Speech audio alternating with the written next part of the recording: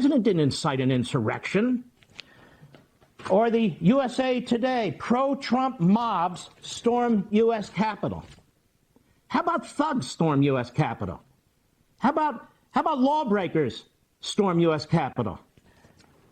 This is the way it can be reported. Here's the New York Post. Capitol invasion. Okay, fair enough. Here's the Washington Times. Assault on democracy. Okay, fair enough. We shouldn't downplay what happened on Capitol Hill the other day. We should be furious about what happened on Capitol Hill the other day. But either you're against violence or you're not. And so now the media and people like Adam Kinzinger and Chuck Schumer and their ilk and their like, what are they doing? They're exploiting the situation. Chuck Schumer and Nancy Pelosi are posing far greater dangers to our enduring Constitution than even the horrible, despicable, and illegal rioters did on Wednesday. Why? The rioters, that's a one-day incident. But these two leaders are now trying to distort the Constitution and turn it into a political weapon under the 25th Amendment, the impeachment provisions, and the First Amendment. Don't let them get away with it. It's our Constitution, and we have to preserve it. My fellow Americans, we shall not weep, but let us give thanks to President Trump for his 4 years of hard work and love for America. Let us not put our heads down. Let us rise and look to a better future. Let us praise God. Let us understand his plan is far greater. I know all are disappointed, but this violence is not who we are. We're love, respect, honor. The ones who destroyed will be accountable, but the ones who truly wanted to share love and respect will be heard. Let us put aside our differences and let America grow. Let us stand again with pride, and we as a nation will hold on to the love that President Trump shared with us all. It's not over. The truths of justice will prevail, for God's glory shall as well. Love to you. Okay, there we had Mark Levin, Alan Dershowitz, and John Voight, three pretty heavy hitters to start off another historic week. Remember, there are decades in which nothing happens, and there are weeks in which decades happen, and you're living through one right now. That's why it's called a fourth turning, live from the nation's capital, and really from an armed camp up on Capitol Hill. I think now they say 7,000 National Guard troops have been deployed throughout the district. You are in the war room. Raheem, Kassam, Stephen K. Bannon. We have Greg Manns and Jack Maxey, the one and only, on assignment. Fog City Midge has departed for, I think, back for the West Coast. We'll try to get her in tomorrow's show. It is Monday, the 11th of January, the year of our Lord, 2021. Now, podcast go over 28 million downloads. Also on the John Fredericks Radio Network, Real America's Voice, and everywhere. We're going to talk about how you get to the show today. I want to be very careful how I do this. First off, text, and get this to all your friends. Text War Room, that's one word, to 888-111 to download the app. Go to warroom.org. Go to our co-producing partner, americasvoice.news. That's all one word, Americas, with an S, voice.news. Go to Rumble. I think Rumble's going to be up live sometime this week, they tell me. All the podcast platforms. Or go to Populist Press, populistpress.com. And I think actually today you'll be able to go to, I think Gateway Pundit and Citizens Free Press are going out to all the great news sites out there. So I need a microphone for Raheem Kassam. He's also, bad. Yeah, how you doing, Raheem? Also, thenationalpulse.com/TV. People can watch it there as well. We live stream every show. We also put up every show in the in the post as well for people to watch back. Are these mics both I on? think they're both on now. There we go. Cameron is on point today. Cameron's doing his Jack Dorsey impression over there. We have, look, this is a very one of the, I think, darkest weekends in American history, because now you heard Professor Dershowitz. Remember, we told you last week that the pincer move of the 25th Amendment in the impeachment was to make President Trump as toxic as possible, to raise the level of toxicity, to then make sure that nobody can even work with him, be associated with him, and most importantly, they want to browbeat the deplorables. That's the 75 million Americans that voted for President Trump. The polling shows that those Americans are not backing off 1 inch. The articles of impeachment were dropped today. We're going to get to this major article that Raheem has done. But Raheem, I got to go to these articles of impeachment because we've got amazing news out of here. And look, Nancy Pelosi wants 2 days for the 25th Amendment. They're going to put that up today, force Pence to try to do it. If President doesn't resign or Pence doesn't invoke the 25th Amendment to remove the president, they will then go to an impeachment move. And I want to read. By the way, today we've got a show packed with CEOs talking. Navarro's going to come in once again, walk through, as he called it on Friday, the Parler situation with Amazon actually concerned him more than the Twitter situation because he said, hey, this is where they're going to take your data and all that. And by the way, the Creative Destruction, CDM Media, Todd Wood, and the guys are there, also hardwired the show in there, so a shout-out to them, and we'll get more distribution partners go. We're not losing one viewer from the YouTube situation, and in fact, we'll get a better revenue split because YouTube takes all the cash. But I wanted to talk to specifically the guys at YouTube and Google. The page 3, and let's get this up on the home site and Bannon's War Room and everywhere. National Pulse, you just should post it, the impeachment thing. He talks about inciting an insurrection. This is what the president, one charge, inciting insurrection. And I want to be very specific, page 3.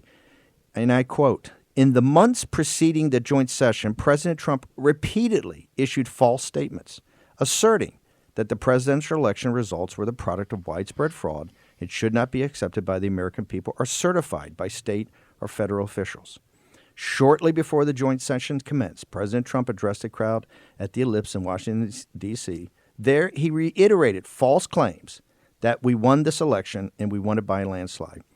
He also willfully made statements that in context encouraged and foreseeably resulted in lawless action at the Capitol, such as, if you don't fight like hell, you're not going to have a country anymore.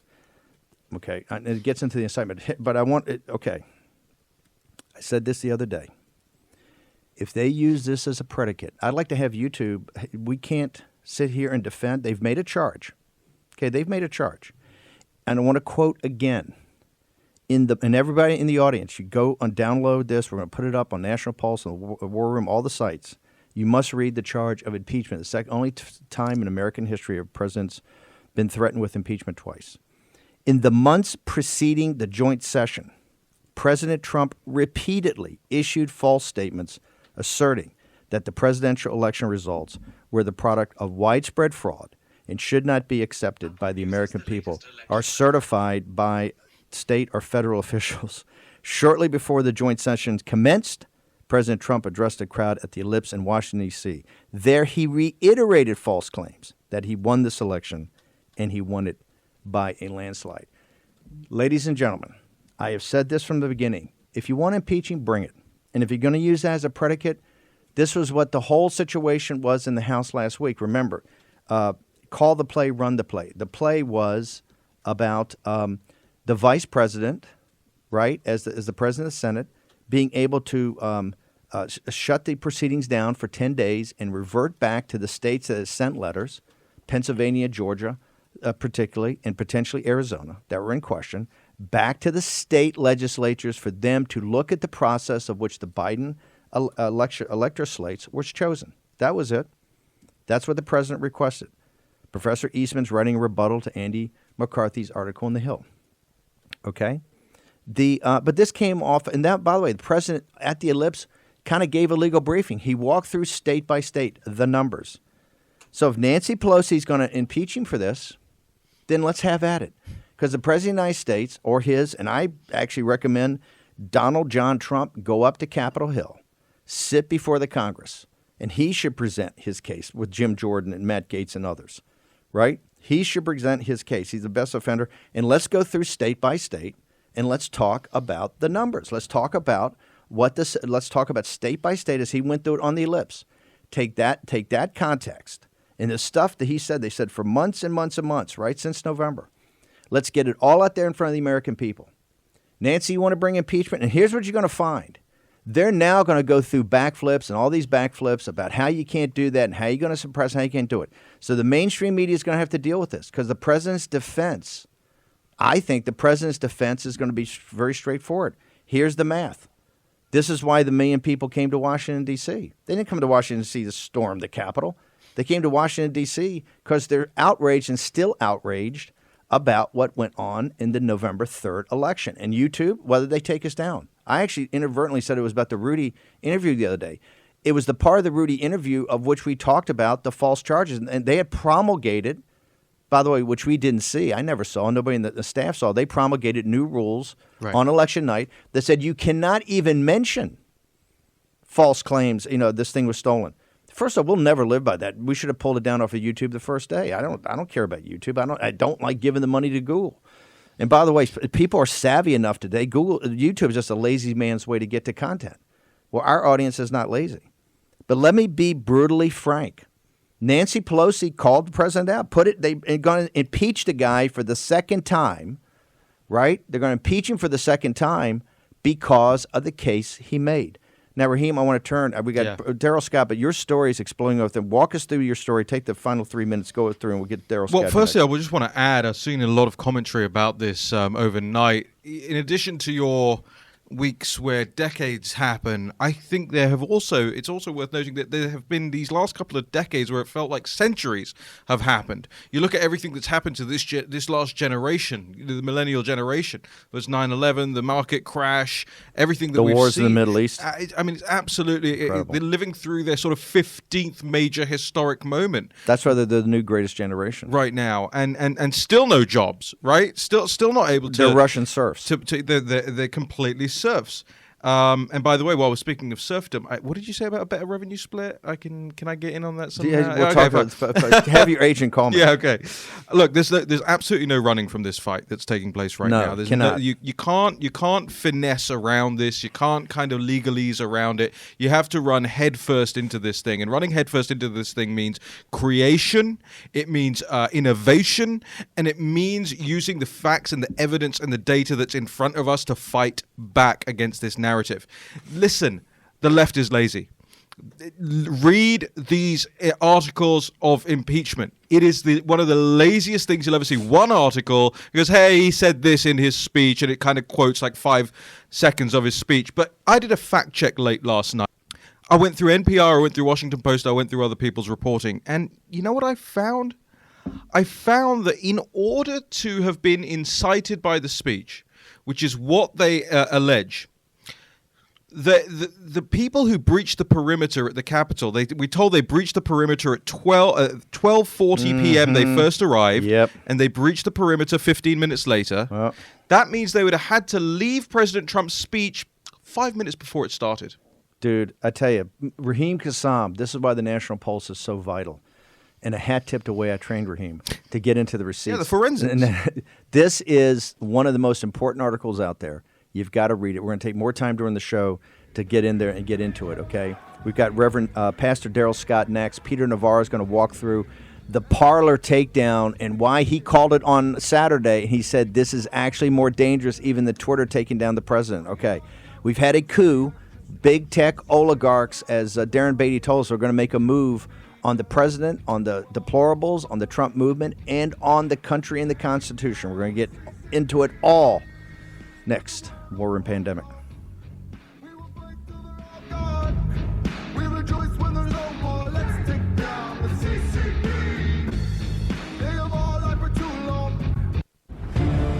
War Room Pandemic with Stephen K. Bannon. The epidemic is a demon, and we cannot let this demon hide. War Room Pandemic. Here's your host, Stephen K. Bannon. Okay, in a day of historical importance, they brought new charges to impeach the president. They're going to do it in a two-phase step. They're going to first bring to the floor about the 25th Amendment to try to force the president to resign or force Mike Pence, the Vice President of the United States, to invoke the 25th Amendment. If that does not work, Nancy Pelosi has already laid out her charges of inciting basically insurrection in the nation's capital. But she walked into a trap. She's predicated that, as we said she would have to, on these quote-unquote false charges. So the president and Jim Jordan Matt Gaetz, Pat Cipollone over the White House counsel, have got full run to make to their defense. Hey, if they're false charges, let's go through it, right? Let's look at the bid and the ask. Now we have on our show one of the closest advisors to the President of the United States, a great man I've had the honor to know for the last couple of years, Pastor Darrell Scott. He's also host of SmackDown at 7 o'clock on Saturday. Pastor Scott, to start this, I would ask you, could we have a short prayer for the nation and for our president right now? Oh, absolutely.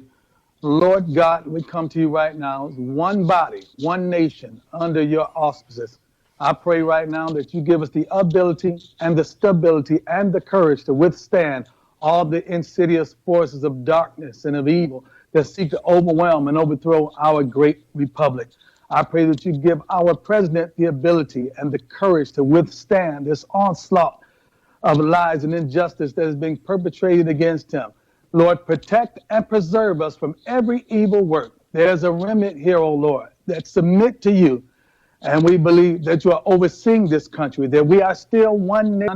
Now have your way, have free course and free reign in our life and over this country, and preserve us from evil and protect us from evil works. And we give you glory, honor, and praise in advance for that which we expect you to do. In Jesus' name, amen. Amen. Pastor Scott, you're one of the closest advisors to the president. You've also been with this movement for many, many years at the very beginning of it. What do you think? What's your assessment of this movement now over the weekend of social media to shut down the president and really to shut down American citizens that are part of this movement, and now to start to push forward this bill or start to talk about every speech they do, every television appearance is to refer to the deplorables as domestic terrorists?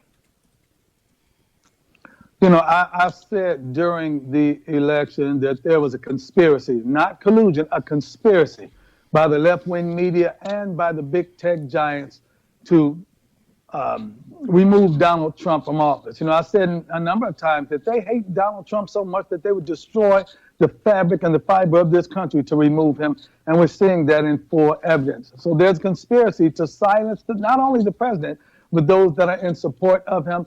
I mean, we watched all of this behavior over the summer that was condoned by the left, and all of a sudden they want to make those that are in support of President Trump, the president of the United States, they want to label us as domestic terrorists. Come on now, there's nothing but evil. They're trying to say that MAGA rallies are terrorist rallies, and that is nothing that could be further than the truth. And once again, the left is evil, and you and others like you have been voices crying in the wilderness for the last 4 years. And you know one thing about those evil agents? They stick together. They stick together. They are silent, and they are complicit in their conspiracy to overwhelm the right, and this conspiracy to undermine the core values of America. And they stick together. That's the one thing that they do. They're all in it. They're all in this conspiracy. And so we have to unite.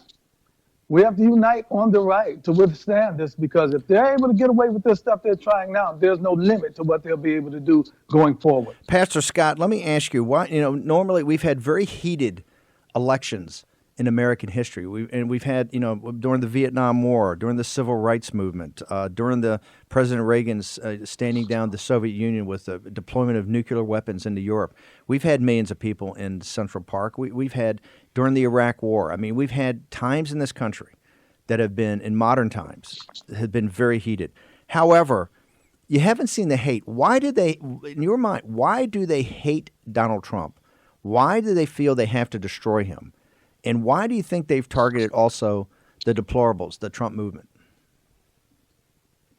Because they see the strength that Donald Trump displays, that he stood up to them, took them on. There's hatred there. There's resentment. There's outrage. They feel that he didn't bend over for them and he didn't bow down to them and become part of their establishment, become part of their swamp, so to speak. And they look at the supporters, the Donald Trump supporters, as those who will not just follow the party line, who won't just roll over and play dead, and won't just blindly follow orders from the left as they take this country into an abyss. And so they look at it as a threat. The Democrats love power. The left loves power. And they want to exercise dominance over the lives of ordinary, everyday American citizens. And they see the right by extension, Trump supporters, as a segment of society that will not bend over to them. And they take it as a threat, and they want to squash us like bugs. And they're evil, man. They're evil. They're godless. They're evil. They're lawless. I've never seen anything like it in my life. They're an evil, wicked segment of society. Pastor Scott, let me ask you, you're the co-founder of the Diversity Coalition and the co-chair of it for President Trump. I want to ask you, in the 2016, you were there with us from the very beginning, right, back in 14 and 15. But in this 2020, given his outstanding results he's had with Hispanics, and particularly Hispanic males, given the results he's had with working-class African Americans, particularly black males, is this a diverse coalition that we've been putting together? I want to have you, because you're the head of it, tell us where we stand as far as diversity goes. Well, the Diversity Coalition is still united. Let me say that. Donald Trump was able to penetrate this barrier that the left claimed existed. They tried to separate him and brand him as a xenophobe, as a racist, and he dispelled that narrative, not necessarily through the words that he spoke, or not primarily through the words that he spoke, but through the actions that he engaged in, through the policies that were beneficial to the African-American community, beneficial to the Latino and Hispanic community. He demonstrated, that entire narrative regarding him was a false narrative from the left. It was political. Every 4 years, they come along and they want to play pin the racist on the Republican. I remember when they were telling us don't vote for Reagan because he was a racist. And they said Bush was a racist. And they say everybody is a racist, around election time. But Donald Trump dispelled that narrative, and that made him a huge threat to them. They've never seen a Republican presidential candidate have the support, the interracial support that Donald Trump has. So they knew they had to stop him by any means necessary. And I mean, if Donald Trump hiccups, they're going to try to impeach him over the hiccup. And you know what else I see alarming? And this is something I haven't heard people bring out. Michelle Obama recommended Donald Trump to be removed from Twitter. And 2 days later, they did it. You can't tell me that's just a coincidence that she went public and said he needed to be banned permanently, and then they came and did it. I see the forces of darkness at work on the left, by the left, through the left, and we have to really get on our face before God, and we have to resist them because they'll take away all of our freedoms. Pastor Scott, we got about 2.5 minutes left. I want you to close with, you talked about unite. What would be your recommendation to the deplorables today, who I know a lot of them are feeling down and hey, where do we go from here? And they're going to take away my business and all that. What would your recommendation be to the deplorables of how to unite and fight back?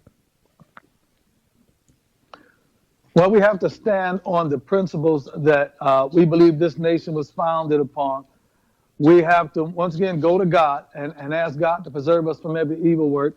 But we also have to be united in our efforts against them in regards to the court systems and in regards to, once again, our basic constitutional liberties and protections. We can't let these people trample on our civil rights or our constitutional rights. We're going to have to vote. We're going to have to get them out of office in that way. And we have to remain united. Don't allow them to divide us. Actually, we're going to use their own words against them. When they go low, we're going to go high, and we're going to go even higher. We can't allow their propaganda, because the left-wing media is nothing but the propaganda arm of the Democratic Party. We can't allow their propaganda to infiltrate our minds and poison our spirits.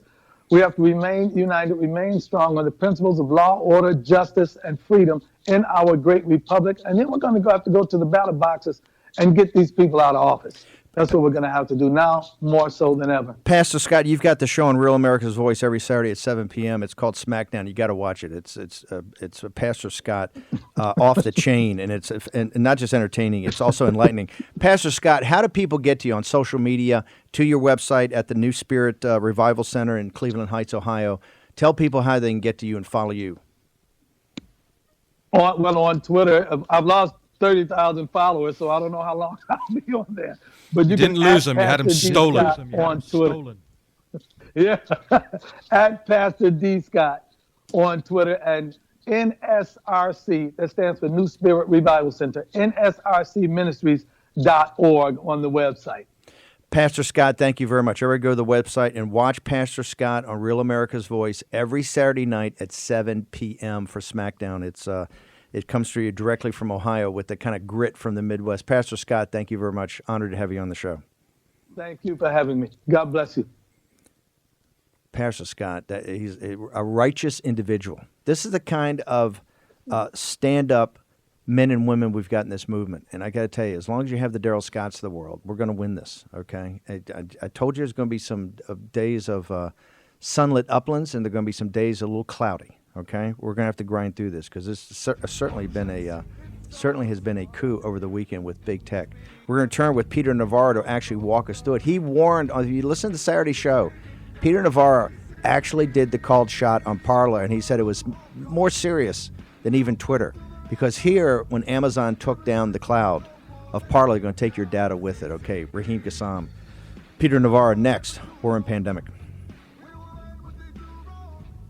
Spread the word of the wrong call. Let's take down the CCP. The bullet's flying a little longer, and you will surrender.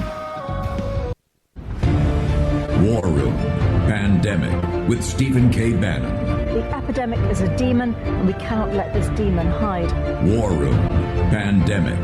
Here's your host, Stephen K. Bannon. And after this, we're going to walk down, and I'll be there with you. We're going to walk down. We're going to walk down anyone you want, but I think right here, we're going to walk down to the Capitol. And we're going to cheer on our brave senators and congressmen and women. And we're probably not going to be cheering so much for some of them.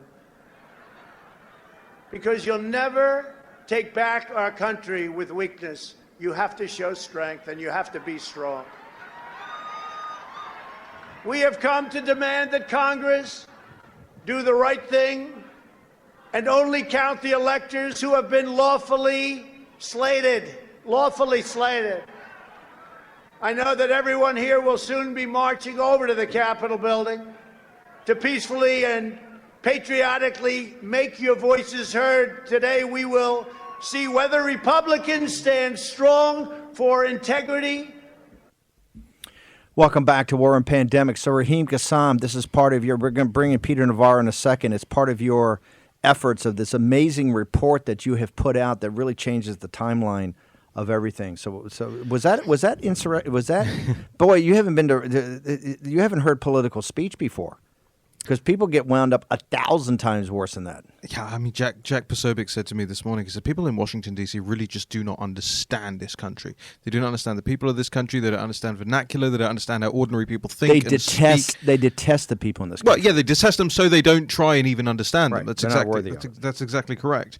But I've done 3 big articles on the site over the last sort of 12 hours. One is the fact check over what the president exactly said, because we've had a lot of people in the mumble tank over the last couple of days, and this is not the time for it, okay? This is the time to lean in, to put your shoulder to the wheel, to debunk all the BS coming out the other side. The second article is the incitement timeline, how it is impossible for the president to have incited people at the Ellipse, given the fact that if you were to arrive at the Capitol at 12:40 p.m., you would have had to leave before President Trump even began speaking at noon. And what do we know about MAGA crowds, MAGA rally crowds?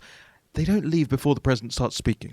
Okay? Not normally. And then after you're there for 5 hours, right. You know, Captain Bannon and Fog City, we got there at like 5:30. When you're there for 5 and 6 hours to wait for the speech, you don't leave before the speech. And then number 3 is this big teardown I've done of all of the left-wing incitement that did take place last year.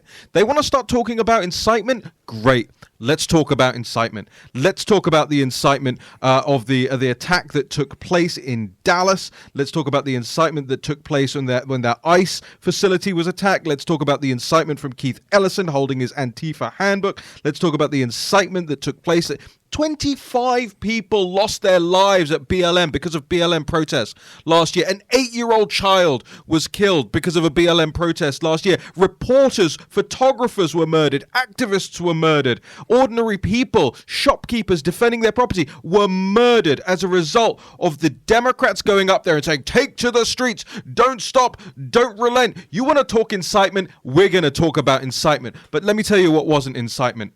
We are going to walk to the Capitol and cheer on our brave congressman. The worst thing he says about the congressman is we're not going to be cheering some. Yeah. Oh. Yeah. But hey, that's a read into their mindset. Oh, you're not cheering some of us? That's incitement. That's how much they believe they need to be cheered on the whole time. Okay, this is why we have said that this week is so important, because Nancy Pelosi, and she said the quiet part out loud last night on 60 Minutes, and Lou Dobbs just tweeted it.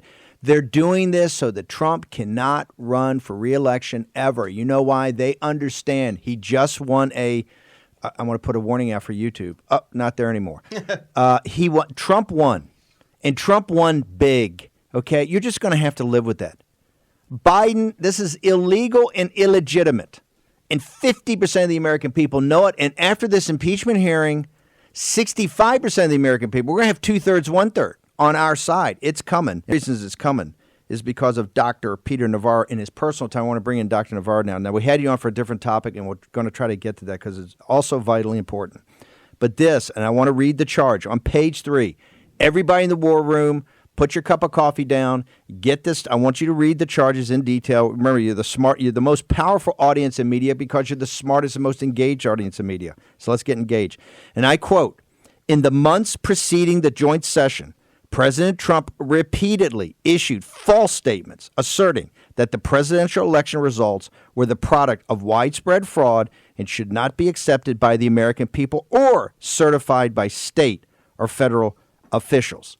I want to now bring in Peter. By the way, it is state officials in Pennsylvania that have a letter still there from Corman that says, hey, we want you to send these back to us. We must review them because they were not sent to Washington, D.C. in a constitutional process. The same in Georgia and the same in Arizona. Now, they're not as quite official in Arizona and Georgia, but they're going to get there, okay? Because this is the wound that will not heal. We've been begging for this from the Democrats and the media for months. Now Pelosi's walked into it. The President of the United States is going to get a chance to defend him. And I got to tell you, all you need to do, we can give you volumes of documents and 3,000, I think, affidavits and go on and on, which we will. But Peter Navarro sums it up in The Art of the Immaculate Deception, which is Volume 1. Volume 2, The Art of the Steal. It's all there, and they're going to become front and center in the next couple of days as the President of the United States mounts his defense. You say I was false, and this is what causes, quote-unquote, insurrection? Well, let's get down to it. Let me show you the receipts. Dr. Navarro, has Nancy Pelosi walked into a punch here?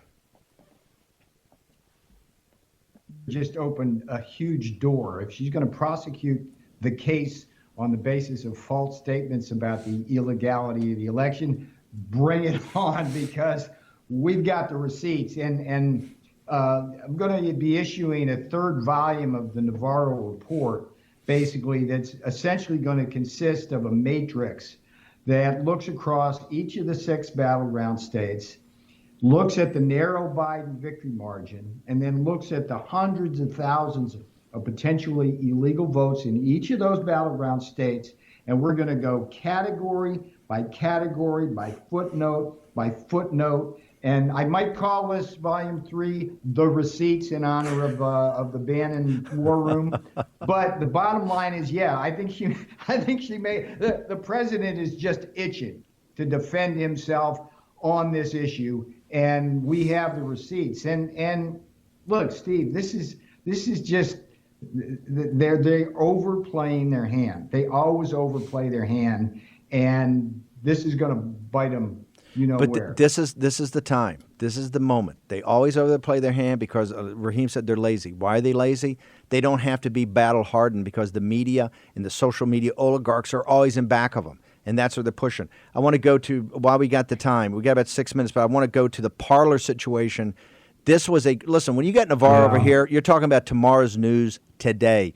On Saturday morning, he said, look, Twitter's terrible. This is a coup, but this Parler thing is going to be more important. And he said Amazon's going to be taking it down, and it's going to be done by Sunday night, and it's going to be worse than anything that's been done. Why was that? Why did you say that, and what happened? I hated that was an accurate forecast, but most of my forecasts are usually bad ones, and they're right. Here's the thing, a little Cloud 101, Steve. In the old days, what we used to do is have all our data aggregated on our hard drive, and as we got bigger, it was like in businesses, it's servers, but it was all housed within the enterprise, whether it's our own household or whether it was a business, we could control it. What's happened is the cloud is basically Amazon and Microsoft basically maintaining these big server farms. So we take our data and we shoot it up there into the ether, and then they bring it back into their own servers and control it. Now, the Parler thing is like, this is like death. This is the most brutal form of death of a company I've ever seen, because first, you've got Apple and Google basically preventing the download of the apps. I said on Saturday that was really bad, but you can overcome that. What Amazon did was basically take this giant knife and just stab it right into the heart of Parler, because all that data up in the cloud that Amazon has, with Parler being a small company, their data's gone, which means their company's gone. And so what you have is, it's really important, Steve, to understand the biggest existential threat to this country is the CCP. And we're not talking about it because of the second biggest existential threat, which is GAAP, right? That's the Google, Apple, Amazon, Twitter, and Facebook, this collusive social media oligopoly, which is surrounding free speech in America and crushing it unless we conform to their view of the world. And you get back to this, it's like every major mainstream media outlet in the country right now, if you say election and fraud together, you are canceled. And the fact of the matter is, there's really important, here's the thing, Steve, there's really important unanswered questions. This is your wound that will not heal unless we get to those questions and they answer them. I've got the receipts in those two reports. You look across the 6 battleground states, we know exactly what they did. They used a lot of legal means to get to an illegal end, and in between they bent and broke the law. And you got dead people, out-of-state voters, you got all sorts of statistical anomalies.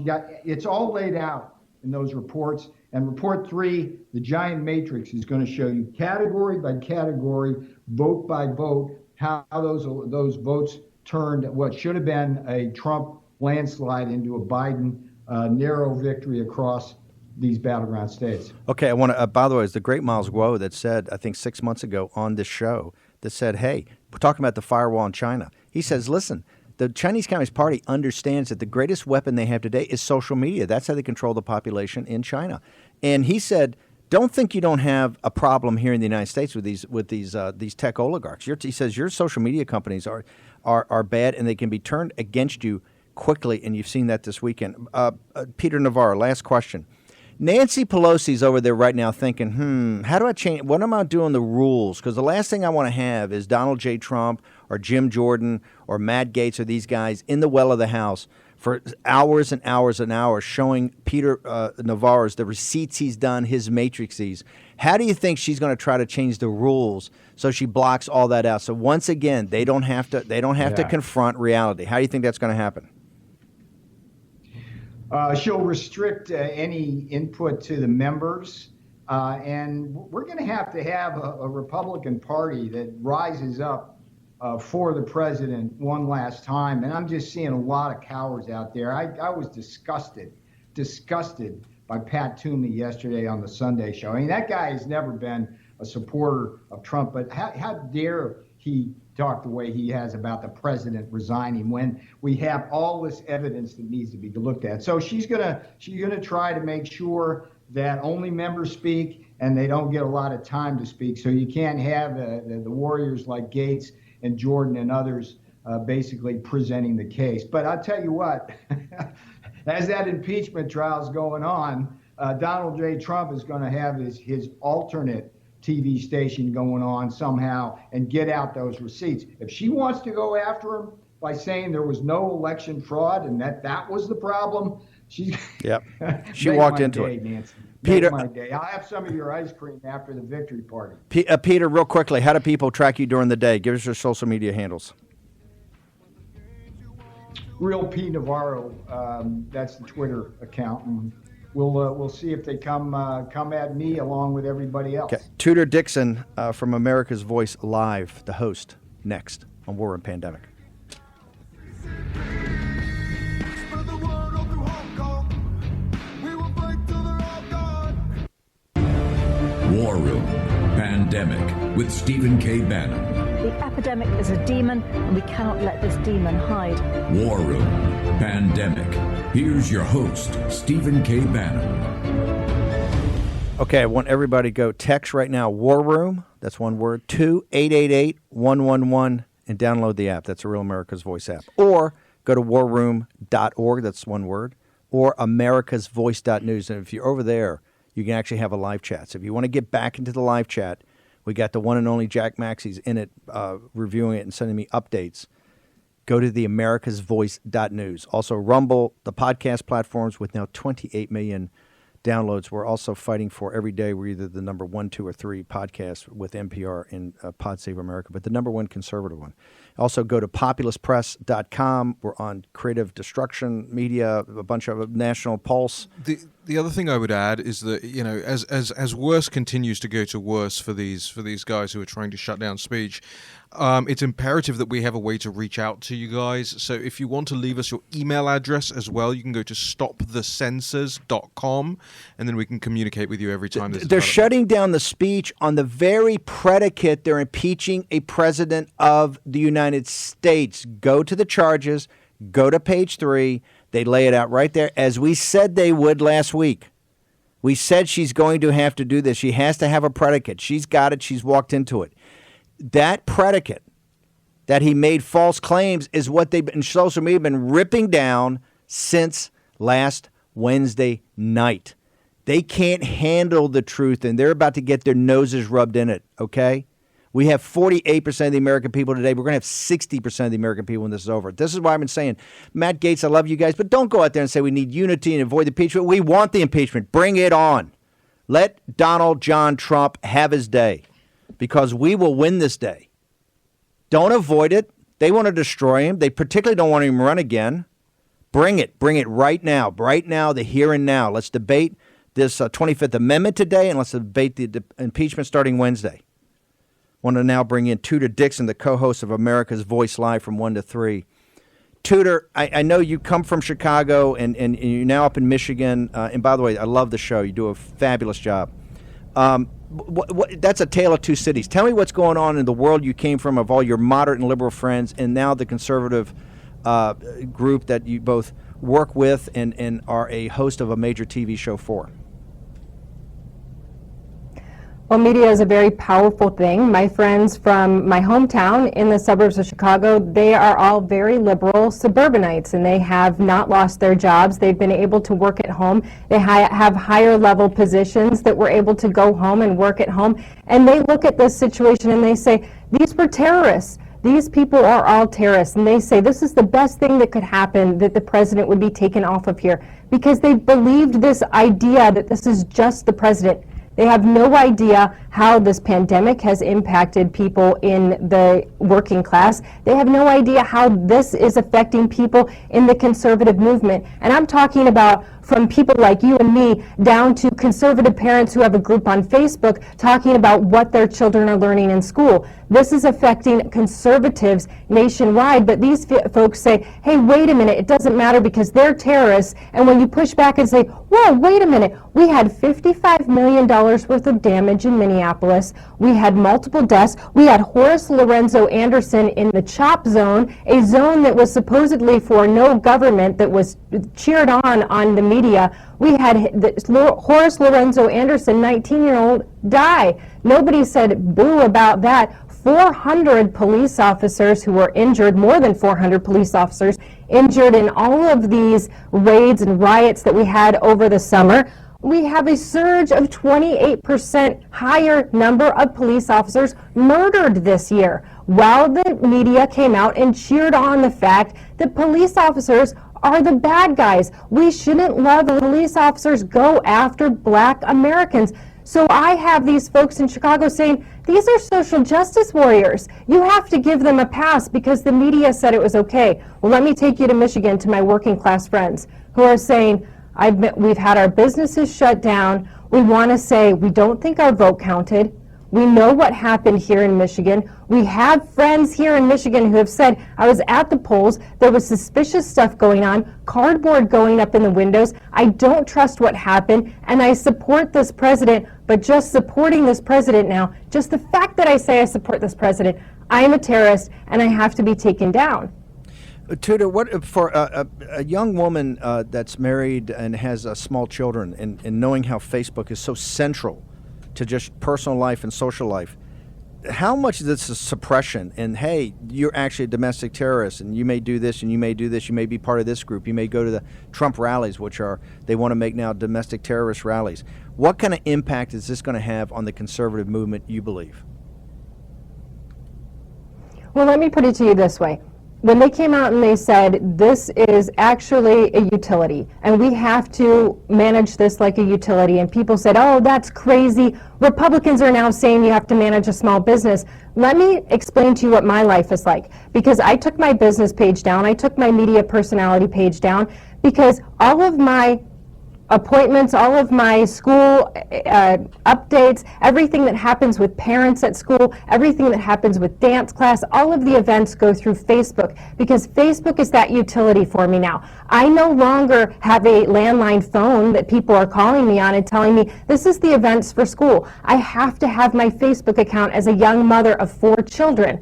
But if my Facebook account gets taken away by Zuckerberg because he says, oh, she works for a media company that is conservative, all of a sudden my link to the outside world and my children is gone. And so when people say this isn't a utility, they have created a utility now, because this is how we function as a society as young parents. So if you tell me they don't need to be regulated, they've proven to me that they do need to be regulated. Tudor, how do people get to you and follow you during the day on social media? Well, we were at Parler, but pretty much everywhere I am is at Tudor Dixon, at TUDOR DIXON. So follow me on all of the social medias out there. Gab, I'm just getting into all the new ones. But I'm not on Facebook anymore. I am still on Twitter, and hopefully Parler will be back.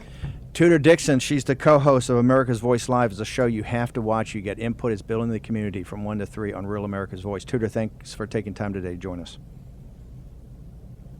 Thank you. Okay, next we're going to have 2 CEOs back-to-back. Andy Puzner, who's Andy's one of the top CEOs in the country. He's going to talk about what happened over the weekend. And then we're going to have the CEO of Clout Hub, a new site that you got to hear. So we're going to take a short commercial break. We'll be back in a moment.